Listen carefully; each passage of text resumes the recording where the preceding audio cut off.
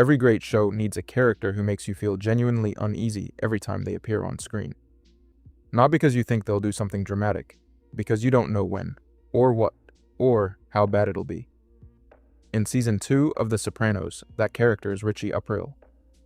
He walks back into New Jersey after 10 years in prison, and within days, not weeks, days, he's paralyzed a man with a car, alienated the most powerful crew in the family, and made Tony Soprano quietly dread coming into work. And Richie isn't doing any of this because he's some kind of criminal mastermind. He's doing it because he genuinely cannot understand why the world didn't just pause and wait for him while he was gone. That's what makes him such a fascinating character to pull apart. He's not a planner. He's not even particularly smart. What he is a man completely trapped inside a version of himself that stopped updating in 1989. And that gap between who he was then and who the world needs him to be now is where all the tragedy and all the violence lives. So let's start at the beginning. Who was Richie Aprile before prison? He was somebody. This isn't a story about a guy who was always a nothing and couldn't accept it. Before he went away, Richie was a legitimate force in the DiMeo family. He ran a lucrative heroin operation out of Newark with his younger brother Jackie, and a crew that included a young Beansy Gaeta. He was feared, he was connected, and by the standards of that world, he had earned his position. There's one detail in particular that tells you everything about how Richie saw himself during those years. At some point in the late 70s, he got into a fight with a mobster named Rocco DiMeo, reputedly the toughest guy in all of Essex County. And Richie beat him. Not just beat him. He took the man's leather jacket as a trophy, the way a warrior takes a sword off a fallen enemy. In the world Richie inhabits, that moment meant something profound. It meant he had crossed a threshold. He was a man of respect now, proven, elevated. The jacket was the physical proof of that, and he kept it, wore it, treated it the way another man might treat a medal. Then he went to prison, and the world moved on without him. 10 years is a long time. Long enough for Jackie, his younger brother, the man Richie had mentored, to rise all the way to acting boss and then die of cancer, leaving a vacuum. Long enough for a kid named Tony Soprano, someone who used to be below Richie in the hierarchy, to fill that vacuum and become the most powerful man in the family. Long enough for Beansy Gaeta to quietly exit the life, open a restaurant, and build himself something legitimate and stable. Richie walks out of prison expecting to step back onto a stage that has been holding his spot. What he finds instead is that the stage has been completely rearranged, the cast has changed, and nobody has reserved him a seat. Most people, facing that situation, would read the room and adapt.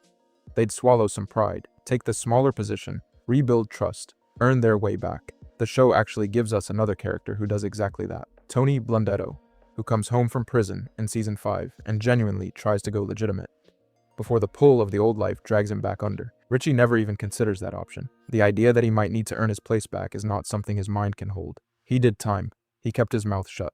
He suffered. In his framework, that means the debt runs the other way. Everyone else owes him, not the other way around. And that's the engine of everything he does in season 2. Not malice, entitlement. Pure, unexamined, deeply felt entitlement. Look at what he does the moment he's out. He goes straight to Beansy, not to catch up, not to reconnect with an old associate.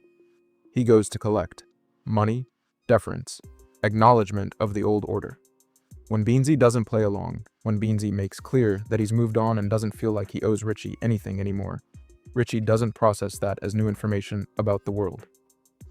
He processes it as a betrayal, an insult, a challenge that can only be answered one way. He beats Beansy with a glass coffee pot. Then later, after Tony tells him to back off, he runs Beansy over with a car, reverses, runs him over again. Beansy never walks again. And here's the thing. Richie doesn't feel guilty about that. He feels righteous. In his mind, he was enforcing the correct order of things. That's the psychology at the core of this character. Richie cannot distinguish between how the world is and how the world should be, according to the rules he internalized 20 years ago. And because he can't make that distinction, every piece of evidence that the world has changed reads to him as a moral failure. In the world, not in himself.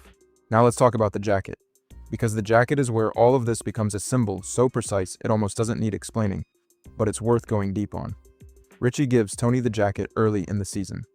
On the surface, it's a peace offering, a gesture of goodwill meant to smooth over the tension that's already building between them. But it's not really that. And Tony knows it isn't that. What Richie is actually giving Tony is his most prized possession, the physical artifact of the greatest moment of his life. And he expects Tony to receive it with the weight it deserves. To understand that this isn't a piece of clothing. This is Richie's identity, handed over as a token of brotherhood. Tony looks at the jacket, thanks him politely, and gives it to his cleaning lady's husband. He doesn't do this to be cruel. He does it because to Tony, it's a dated, slightly tacky old jacket with a story attached to it. He doesn't live in Richie's world of trophies and ancient conquests. He has a modern organization to run, a federal case to manage, a family to hold together. The jacket means nothing to him. That gap between what the jacket means to Richie and what it means to Tony is the clearest possible picture of everything that is wrong with Richie's relationship to the present moment. He is living in 1979. Tony is living in 1999, and they cannot find each other across that distance. When Richie finds out where the jacket went, and it isn't just hurt feelings, it's confirmation of a truth he's been circling all season. Tony doesn't see him. Not clearly, not fully, not with the respect that Richie believes is owed. And that confirmation is what starts pushing Richie from passive resentment towards something more dangerous. Here's where the show does something really smart though, because Richie isn't just about the past and his professional life. He brings his frozen worldview into everything. His family, his relationships, the way he thinks about masculinity. He has a son, little Ricky, who is, by every measure, a good kid. Successful, self-sufficient, comes by to clean his father's apartment. But little Ricky is a ballroom dancer, and Richie, operating on the social code of 30 years ago, can only read that one way. He's embarrassed by his son. He pushes him away. He prefers his nephew, Jackie Jr., a vain, dim kid with mob aspirations, over his own thoughtful, functional child, because Jackie Jr. at least looks the part. That detail is so specifically cruel and so specifically Richie. He would rather invest in a fantasy of what a son should be than acknowledge the actual person in front of him. The same frozen logic infects his relationship with Janice. He reconnects with her at a yoga class, of all places. Richie Aprile, cold-blooded enforcer, doing yoga, interested in Taoism, talking about Eastern philosophy. That contradiction is one of the most darkly funny things the show ever does. This man will paralyze someone over a debt and then go home and read about the nature of impermanence. The cognitive dissonance is total, and he seems completely unaware of it. Janice, for her part, has her own agenda. She sees Richie as a vehicle. If she can push him into taking over from Tony, she becomes the wife of the boss. So she starts feeding his resentment. Late at night, in bed, she tells him he deserves more. That Tony disrespects him. That a man like Richie shouldn't be taking orders from someone who used to be below him. She's not wrong about the facts. She's very wrong about the solution. But Richie wants to believe her so badly that he starts moving towards something genuinely suicidal. A coup against one of the most operationally capable bosses the family has ever had. He goes to Alley Boy Breeze to build support. Alley Boy says no, not because he likes Tony more than Richie, but because Richie is a liability and everyone can see it except Richie. You can't build a criminal enterprise around a man whose response to every problem is to escalate immediately to maximum force and who can't keep his own resentments under control long enough to run a meeting. Then he goes to Junior. And this is where the tragedy tips into something almost Shakespearean in its irony. Richie goes to the one man in the family who has already tried and failed to remove Tony. Junior, whatever else he is smart enough to read the situation now. He knows Tony is too entrenched, too supported. He tells Richie's plot to Tony himself. Tony orders the hit. Silvio agrees immediately. There's no debate, no reluctance. Everyone in that room has been waiting for permission to solve the Richie problem. But here's what actually happens. Tony doesn't get to do it. On what turns out to be Richie's last night on Earth, he sits down to dinner with Janice, and they get into an argument about little Ricky. Janice, who has been pushing Richie toward violence all season, suggests, apparently earnestly, that their relationship might be okay, that maybe they should accept him. And something about that crossing of his sacred line, the suggestion that his worldview about his son might be wrong, snaps something in Richie. He punches Janice in the mouth. Richie had a rule about this, and the show is careful to establish it. You don't hit a woman before marriage. He said it explicitly earlier in the season, and the show filed it away for exactly this moment. He breaks his own code, and in breaking it, he triggers a consequence he never remotely sees coming. Janice walks out of the room, comes back with a gun, and shoots Richie twice in the chest. He dies in the kitchen.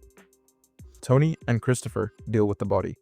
Richie Aprile disappears from the world as quietly and suddenly as if he'd simply been erased, which, practically speaking, he has been. The almost comic efficiency of that ending is very deliberate. There's no shootout, no dramatic last conversation, no final acknowledgement of what he was or what he did. He picks the wrong fight, with the wrong person, on the wrong night, and that's it. Gone. The car gets junked. The body goes through Satrials. The world moves on. And that's the point, really.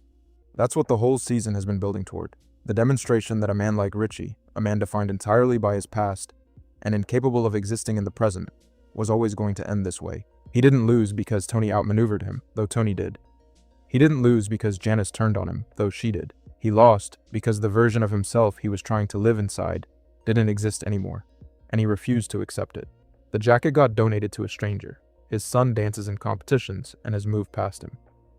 Beansy is in a wheelchair for the rest of his life, and Richie will be held accountable for nothing, but also remembered for nothing. Junior gave him up. Alley Boy turned him away. The crew he thought he was reclaiming barely noticed he was gone. 10 years in prison, and the only thing he walked back out with was a story about a jacket, a grudge, and a rage that had nowhere useful to go. There's a specific kind of person the Sopranos returns to over and over again. Men who are so invested in who they used to be that they can't function as who they are now. Richie is the purest version of that. There's no therapy, no self-reflection, no crack in the armor through which anything new can enter. He is completely sealed inside his own mythology, and it kills him. Not directly. Not in the way he would have expected, not at the hands of an enemy or a boss giving the order, but at the kitchen table, in a domestic argument, by a woman he underestimated. In a show full of men who talk about respect while behaving in ways that make respect impossible, Richie stands out because he genuinely believes he's earned it. He did do time. He did keep quiet. He did suffer. By the old code, the debt was real. The tragedy is that the old code was already dead before he got out, and nobody told him, and he wouldn't have listened anyway.